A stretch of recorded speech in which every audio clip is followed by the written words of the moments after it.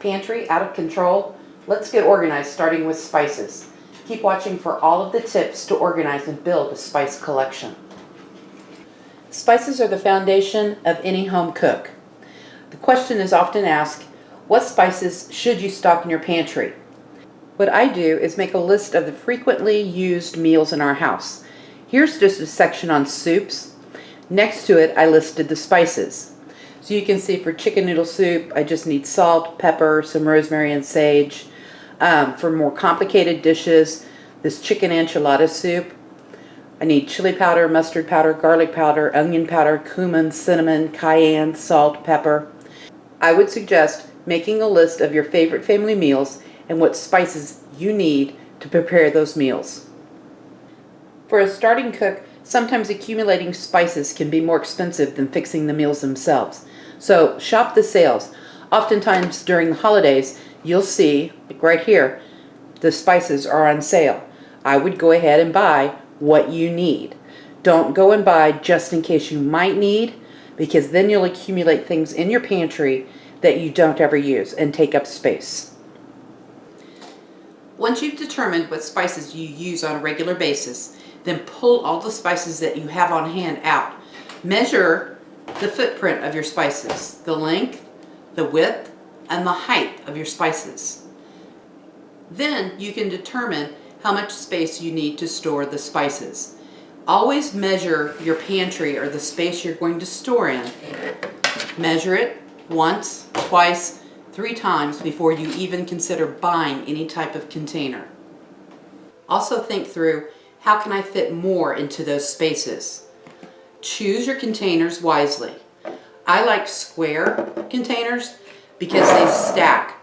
When you get round containers, there's a gap in between and you're not utilizing your space like you could. Let's talk a second about buying spices in bulk. 2 cautionary tales.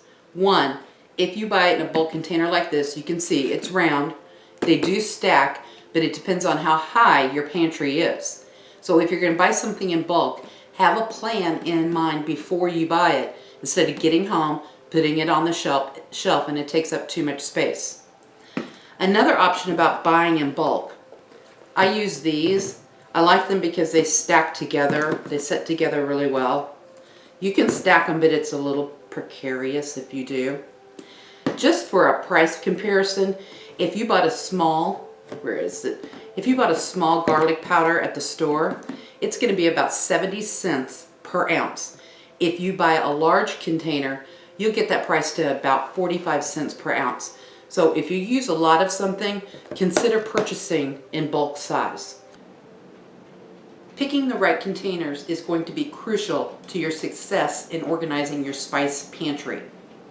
You can choose mason jars with seal-tight lids. You can order containers. You can also order labels. I like these because they also come with some blank labels where you can fill in your own.